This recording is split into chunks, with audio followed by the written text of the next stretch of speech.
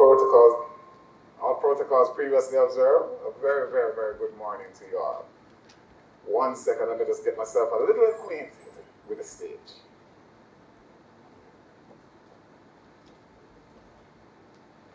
So, being in the know, understanding your business inside out. I'm going to get to that part shortly. But I've been given the honor to start us off today on the right foot. And surely I'm the right person for that. Many of you here may not know me personally, but I'm sure that after today you'll know me a little better, but I'm sure that you know my brands. So, we'll get a little better acquainted. So brands like Dream Weekend, Exodus Carnival, Chilling on the Farm, Festival of Floats, and restaurants like Crew Bar, Chilling Restaurant, and Tap Bar. These are brands, businesses that have been built up over the years. So, today's FOODIE seminar is rightfully named Thriving Post-Pandemic. Who made it out? I want to see some people. Who is here in business? I want to see the business hands. Okay, all right. So being in the know and understanding your business from the inside out. The pandemic for me was one about learning and experiencing. I learned a lot about myself and being in business. The main thing I learned was to trust the process. And don't be afraid to have those convos. Trusting the process was very hard for me. As with COVID, the rules changed every day. What was okay yesterday is not okay today. And honestly, I had to learn how to be patient. And this was very hard, especially not knowing when the end was near. The part for me that was truly eye-opening was when I put down my walls, became in my head vulnerable, and started having convos and admitting, like many others, I was not okay. Remember, we're talking about the pandemic. We have to be real. So let's be real. I know that us as Jamaicans, we love to say, when somebody asks you, "What going, you all right?" What we say? Wow, when I have a pat. That is our go-to. We love to say that we're good. But truly, I was not mentally good. But this vulnerability was not being good, made me strangely open to having converse. That I would not have normally had, surprisingly, and supporting arms was what I was greeted with rather than the expected ridicule.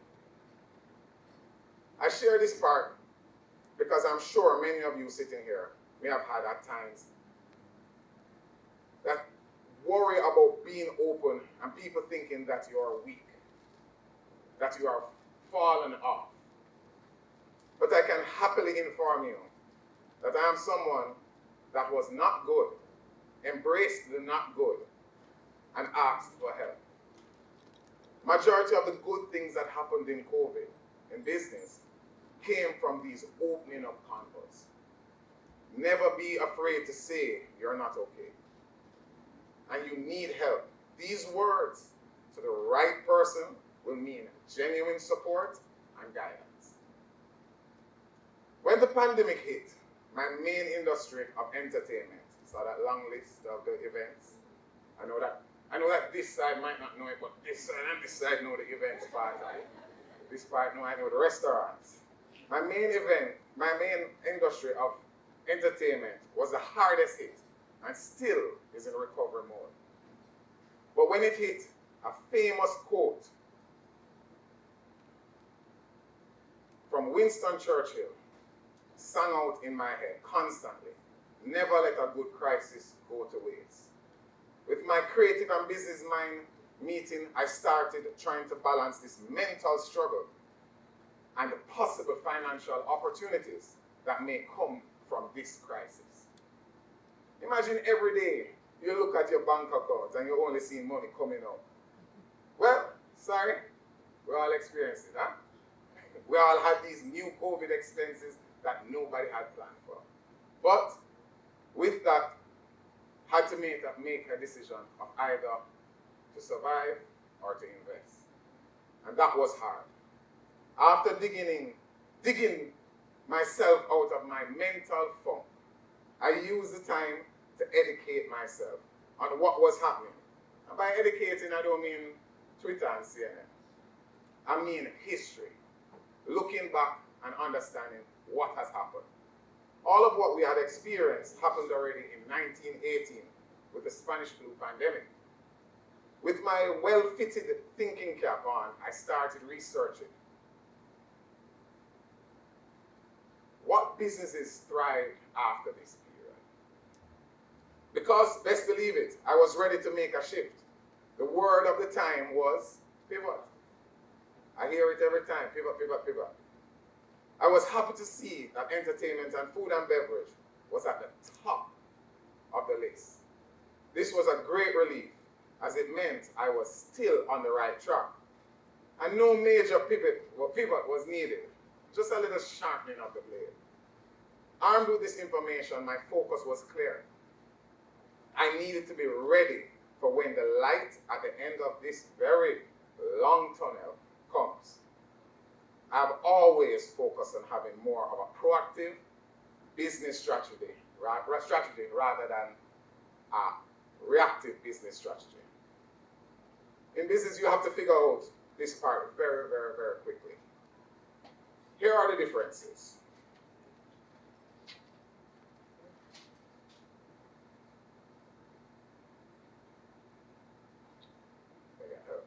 Okay. Here are the differences. Either one is good, but you have to know what space you want to position yourself in business. Reactive business are those that respond to some unexpected event only after it occurs, while proactive businesses are designed to anticipate the challenges. So, let's look at the pandemic. We would say reactive, COVID testing, selling of masks, mint cleaners starting, sanitizing and sanitation, businesses selling up the things that are needed. But a proactive business would have been someone who have been in the food and beverage delivery service, for example. They have already known that at some point we would have needed something like this and would have just scaled up their business for the opportunity. I've always had a proactive outlook in creating new ways for persons to experience entertainment and food and beverage. But with COVID, I had to create a hybrid. So there's some sense to this little madness. I put together this following as my proactive, reactive COVID strategy. So it sounds like it don't make sense, but it makes sense here for me. This is knowing your business inside out. Inside being you, the first point, and the customer being the last point. But I can't forget, we can't forget the very important 2 points in the middle. The business and the brand. So the 4-point strategy is knowing and answering these 4 areas. And this will give you the winning mindset and approach. So it's knowing you, knowing your brand, knowing your business, and knowing your customer. So let's start off by knowing you.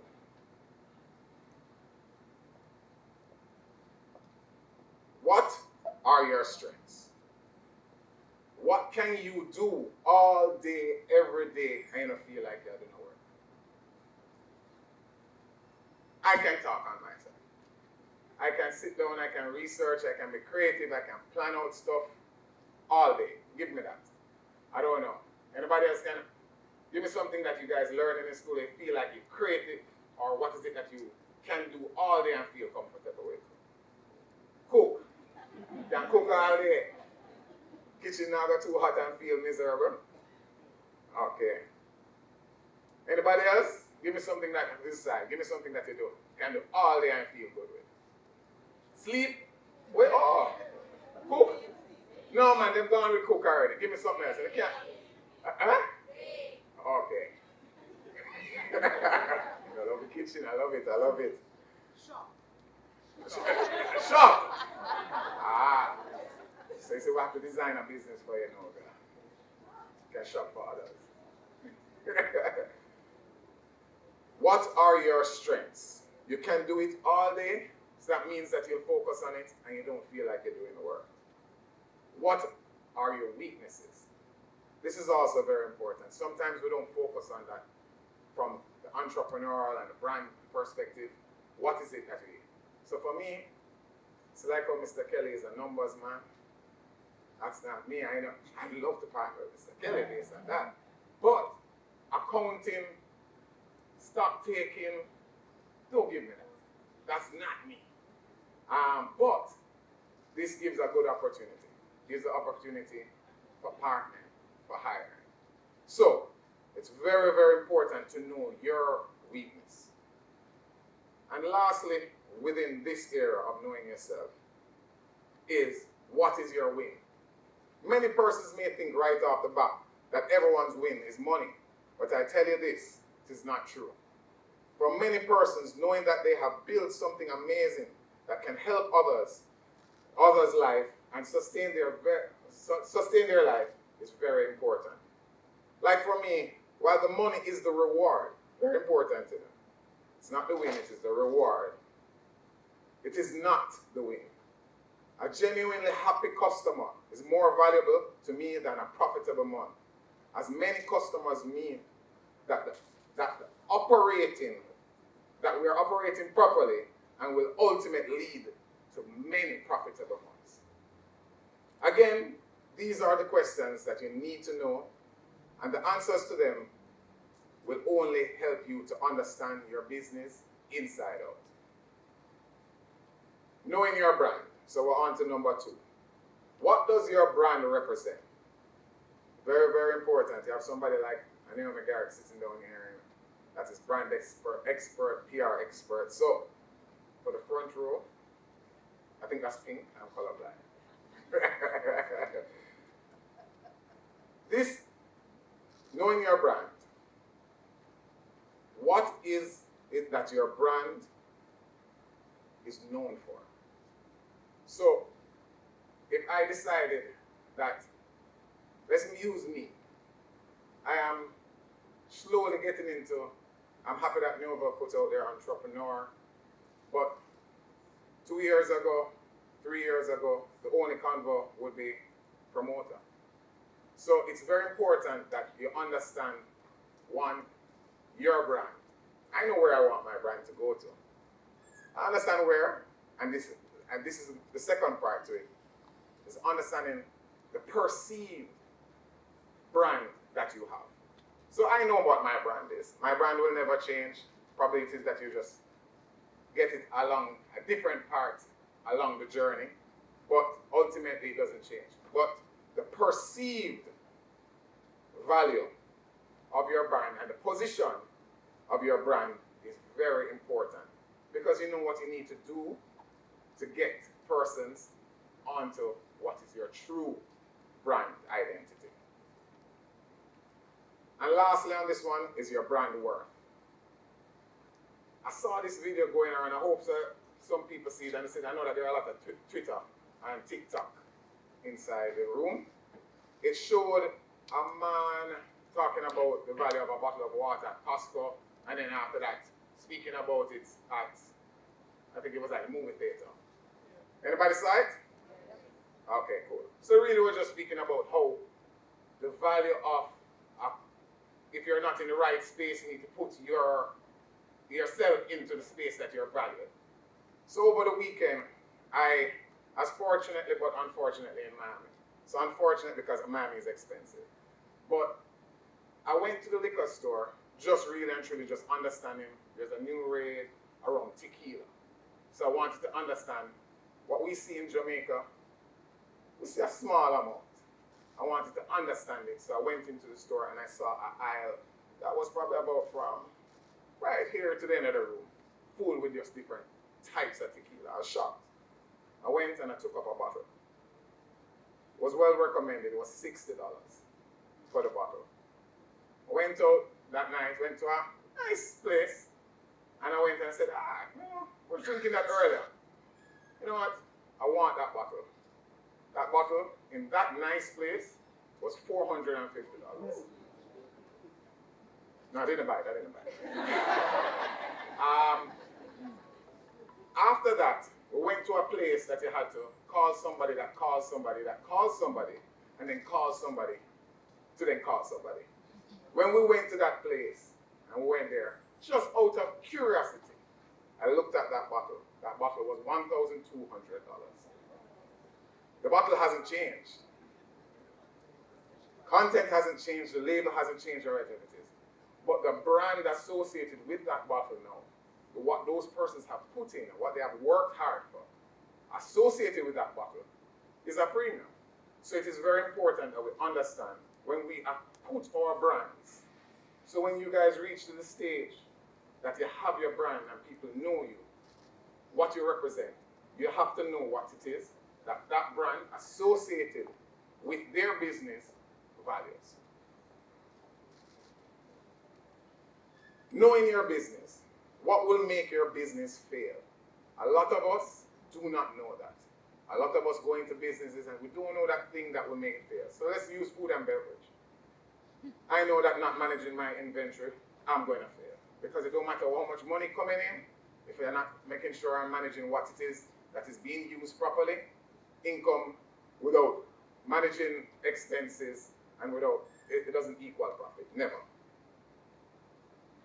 So with this era now of knowing what it is very important that you dig yourself deep into that. So during the pandemic, I, although hated numbers, I'm now an inventory expert. So any one of you that need the inventory, I have you covered when it is that you started working and you want somebody to call on having to do with understanding inventory. I know it inside out. But that was the one thing that I knew, that if I knew it, then therefore I would understand the trends, I would be able to easier use softwares and those stuff. And that was the one thing that would make my business fail if it wasn't done properly. What makes your team go? One second.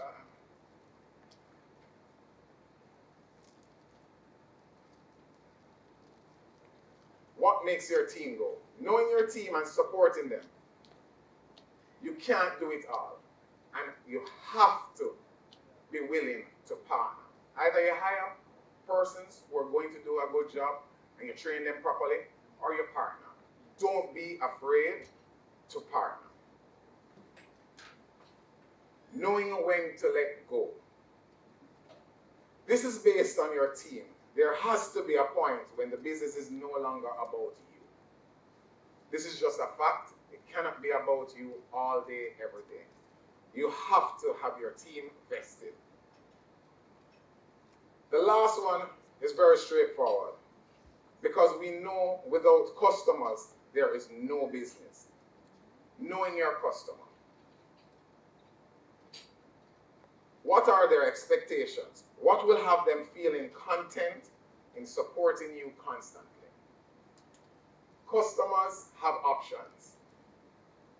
It's hands down, no need for them to want to support you. It's no for them to need to support you, it's a want. You have to get them constantly engaged and wanting to be a part of it.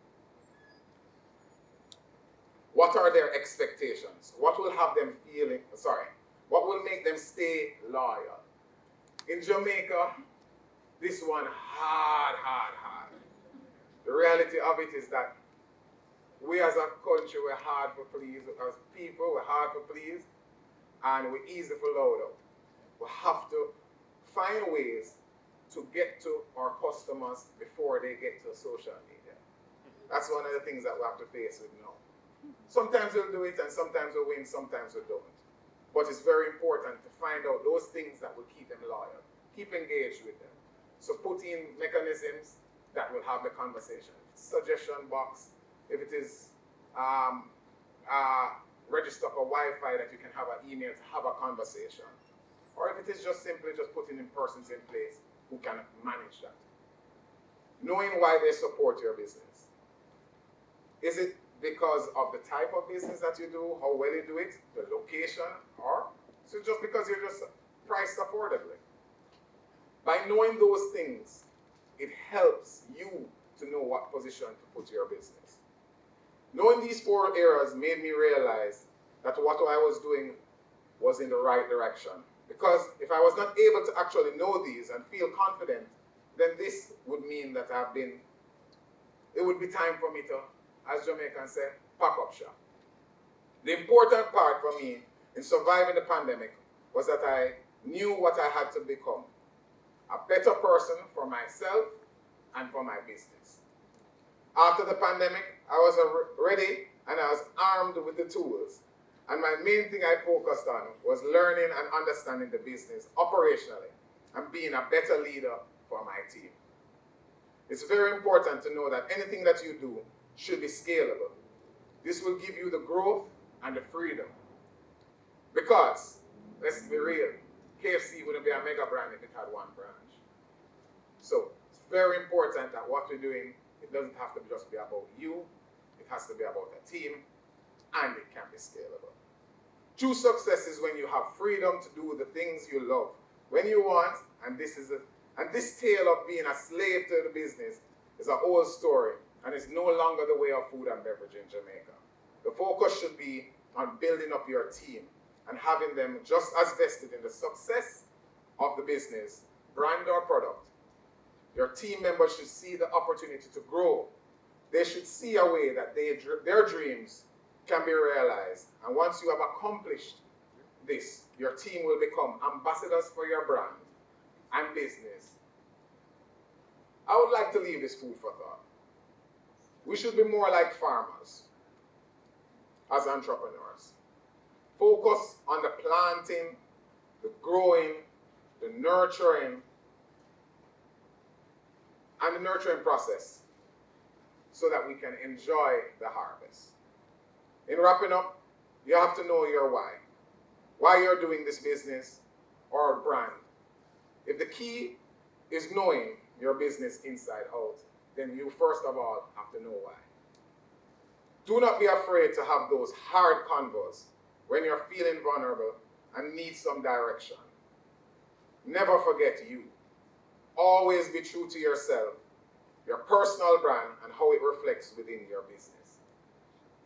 And lastly, don't be afraid to build your team so that they can help to support you along your journey, as ultimately, with the right team, it's their journey as well. Thank you very much.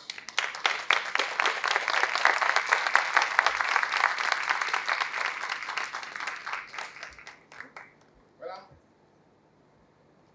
my presentation was more around understanding what made things stay together. As in, my focus was really around coming out of the pandemic. And I think that set me aside to thrive after the pandemic. So, that being said, I'm seeing if there's any questions from the left side, right side, or the middle.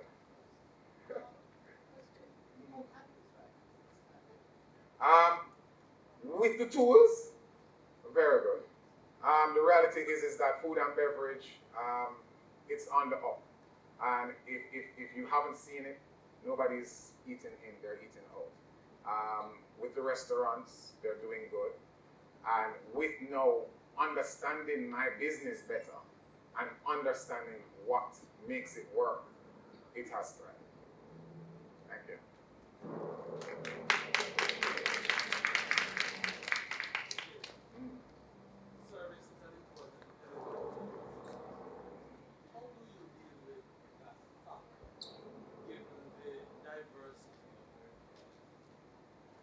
So, I might be a little bit off with this one, but it's something that I realized. I realized that in Jamaica, we have a service industry. We have a service problem. Well, we hear it over and over. boy, we don't get good service. Don't get good service. But I think that is two sides to it. So I've focused a lot with my staff on making them understand that sometimes the customers expect bad service. You have to change that narrative right away. You have to open up the conversation that I am here to serve you and give you good service. And that expectation needs to go through the door. But it's a two-side pole that we need to change in Jamaica, where it is that people go out expecting bad service. But then the servers end up expecting that people expect it. So the thing that we have to change is that understanding that this industry is growing, and it's going to grow with or without the bad eggs. But we have to harvest, the persons who have the right attitude, who do have a problem with part of their uniform being just like the shirt, just like the pants, being a smile. Make that awkward smile be a part of your uniform every day that you put it on. Yeah.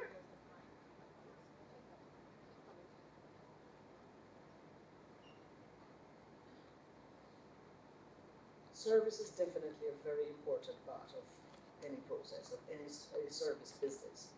You've admitted and identified that there's a problem there. Do you do any special kind of training programs? Because training is a very important part of service. If they're not aware of what is expected of them, I think people will just simply behave in the way they know how best to.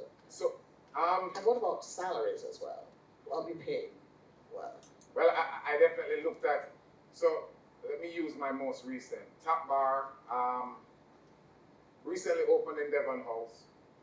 I would call it that I did a social experiment. I purposely didn't do what we normally do in the industry of going to poach the good players at other places. I went, I'm speaking about front of house. So front of house, the focus was finding the right attitude. That was it. I didn't care if they know how to hold a tray or anything like that. Use the network, a personal network, and for about 3 weeks, purposely didn't open to the public, but just opened and asked people to come in. For 1.5 of those 2 weeks, I used it just to allow them to fail on their own. Show them the basics, meaning PowerPoint presentation, go through, show them what to do. And I think that failure for them, experiencing, not somebody telling them that, boy, somebody had a bad experience and how they're going to react to it, but somebody experienced somebody having a bad experience. It changed the way how their confidence grew.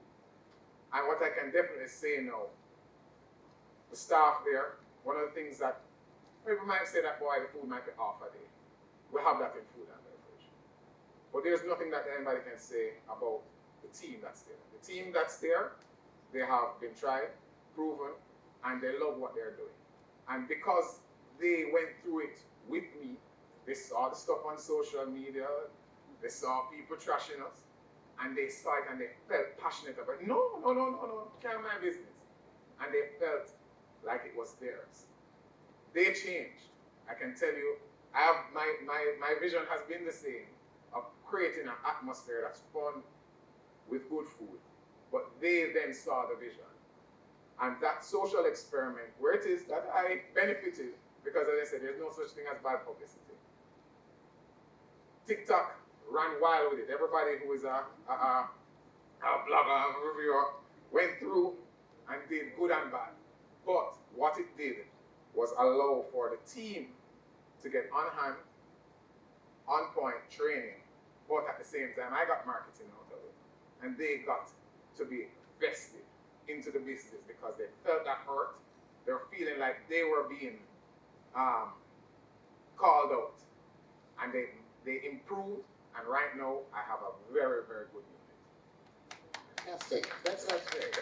I want to ask you one more question. As a proactive person who is looking at the island as on at large, would you say, because what I'm hearing from you is that there is room for a training industry, for somebody to start training people, probably from your model, Yes. in doing I do believe that there is in getting a need standards up. to change it overall, but I would say this. People need to experience service. When I say experience it, fortunately, I've been able to travel. And I've experienced good service. Good service that when you leave there, you want to leave the wallet. You feel like you need to bless that person because they just blessed you. We need to find a way how to build that in Jamaica, because I don't think it's ingrained in our culture. Our culture is around, yeah man, you're good man. Man, that done, all right, cool, it done man. We're kind of very casual, but good service, good hospitality comes from that pain that you feel if that person wasn't being happy, that you weren't able to make them happy, and hoping that we can ingrain into our culture. But I definitely know that we need some kind of focused institution or company that would just want to focus on that. Definitely. Good morning, first of all. Morning. Just a small question. You spoke about retention of staff, right? I'd just like you to expound on that a little bit and give me some of your personal strategies as to how you would retain your staff. All right. So, a lot of within chilling, crew bar, top bar, I have persons who have came in as stewards who are now line chefs. Not line chefs by paper, but by line chefs by experience. And when they see that materialize, when persons see that one of our floor managers came in as a server, that changes their perspective. Because for me, I hire based on attitude and aptitude. If I see that you have that attitude, then therefore I'm going to do everything to bring that out in you. If you don't have it, we'll understand. There might be a part that you'll be with us for a short period. But if you have it, then there must be that latitude for you to grow. If you see that let me use an example. A company like Sanders, even if you enter in as a steward, you know that you can be a VP in one of them. You just have to work hard. If you show your team that there is more to it than the head being you, the head is, the highest you can get is being the owner, then therefore there's nothing more than you being a stepping stone on their journey. Or you can be a part of one of the many blocks in their building up of their success. So that's what I have tried to do. Show them that I'm not the end of it for the business. There's a role there that may be the operations manager, it may be the general manager of a group, giving them those opportunities. Hi. Yes, can you hear? Hi. Morning, everyone. To touch back on the service, I think one way that restaurants and cafe owners, any industry, within that industry, to improve their service is actually to bring their staff into knowing their foods and their wines and absolutely everything that they serve. They need to know what it tastes like, right? They need to know how it's to be served. They need to experience it. So I think the onus really has to be on the owners of the restaurants who need to sit their staff down every day, or the chefs, the executive chefs. This is what the specials taste like, not just what they are, right? This is what the kids' meal tastes like. This is what the salads taste. They need to actually experience it. Being show, don't tell, right? So actually show me what it tastes like. We have that in writing, we have it in the kitchen. I worked in the industry in England, and there was nothing that I cooked that was not tasted by every single person who were serving my customers, right? Whether it was in catering, whether it was at a restaurant, every single person that helped me serve knew what my food tastes like. I think that is number one. The restaurants need to bring that in. I went to Spanish Court the other day for lunch, and somebody I trained 13 years ago was still in the restaurant there. And she remembered how I trained, and I brought that element into it.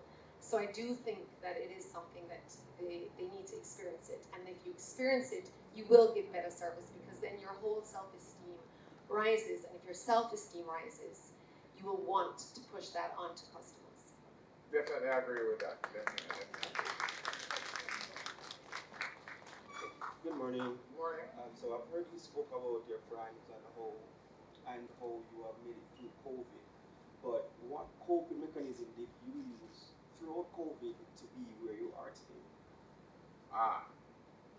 Very, very, very, very, very good question. Alright. So there are two parts for me. I believe that what has made me successful in what I do is my fear of failure. And that's me. I'm not talking to tell you to take this up as a failure. It's something that you must embrace, being very honest. But I fear it. I fear it like how I fear crocodiles. So for that, I put things in place to manage that. So let me use events for example. I have a saying for me. My last event must be the best. If I do that, then therefore I will always be being better. And if it is that the last event isn't the best, then therefore I know that I need to fix something. And that is what would guide that. But I would say that the main thing for me is that I know that I had to make it out. At that point, during the pandemic, decided that before that, was going to get married. How am I going to tell, after I'm going to tell a big speech to this man that I'm taking him daughter to be my wife, that I'm not going to bother anymore because of pandemic. Keeping and doing it. I had motivation from wanting to succeed. Failure, I'm afraid of that. But the driving would have been wanting to be successful and knowing that there had to be some light at the end of this tunnel. That's the reality of it. We couldn't go on forever. Looking back at interest rate, we saw it. It was 2.5 years, 3 years in total that the Spanish flu had. We have more technology, we have more information. Was hoping for the best with it, and just know that it was just had to be prepared for when the gate fly, run through it. All right.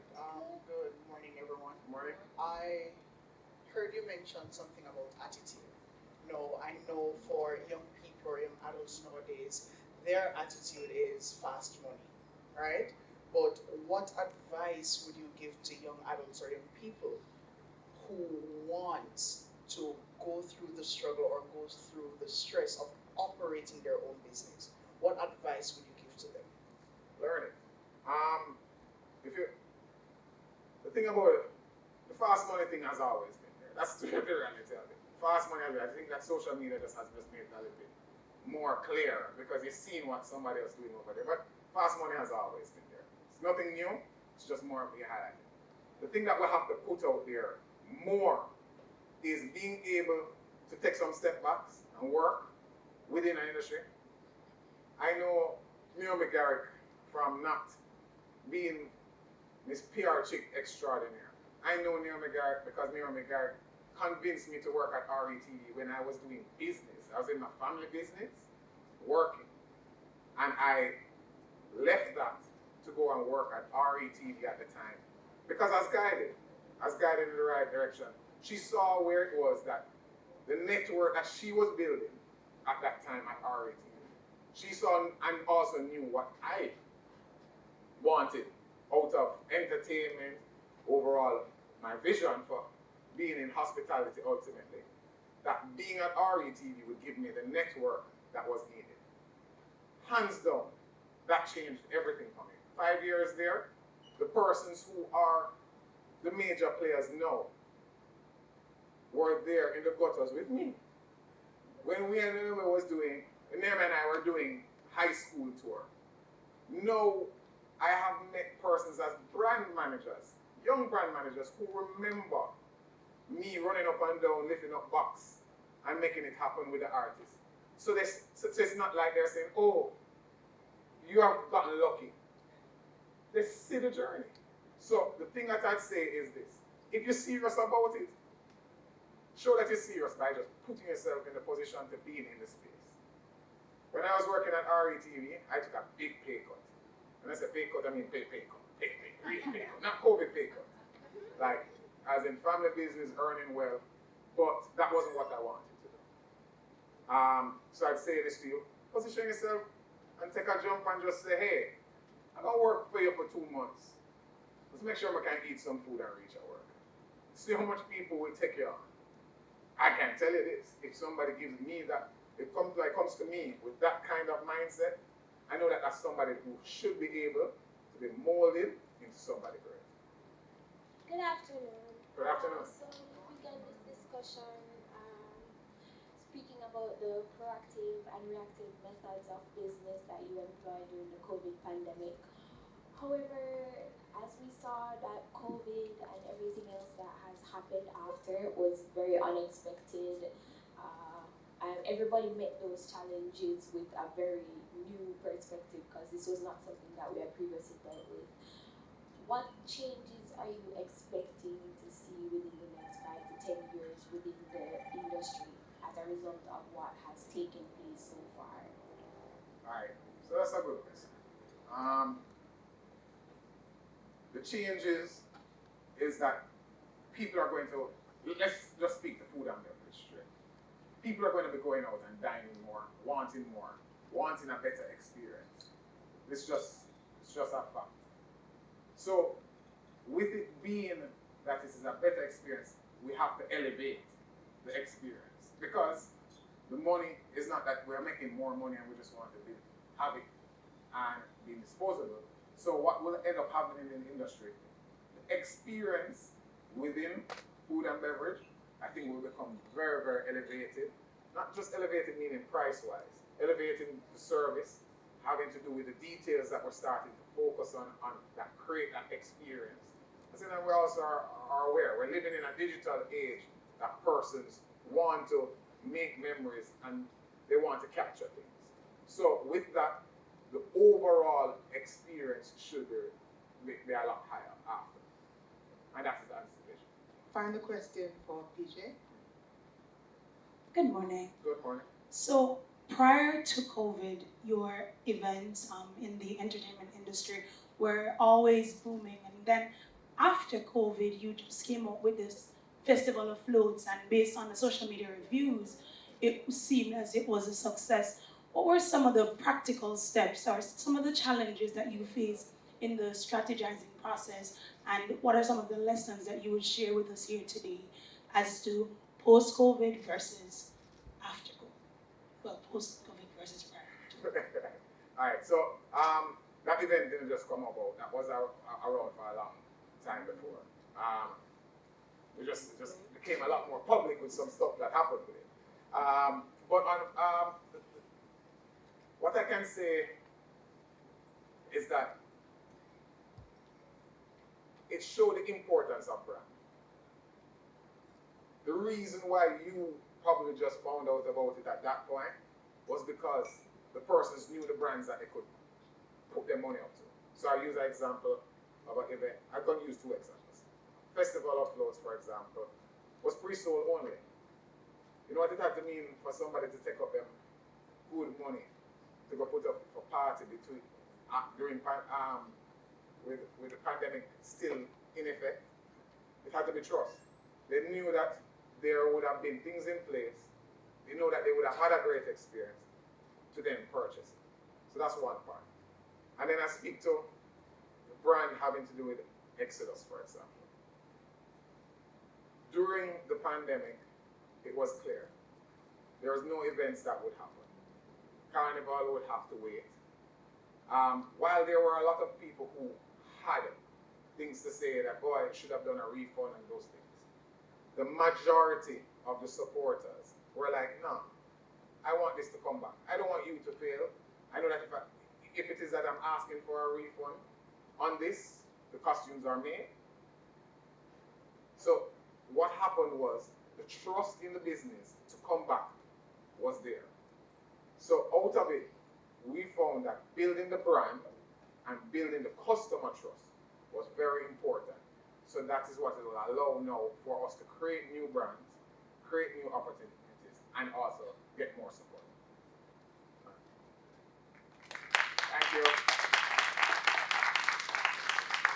Thank you.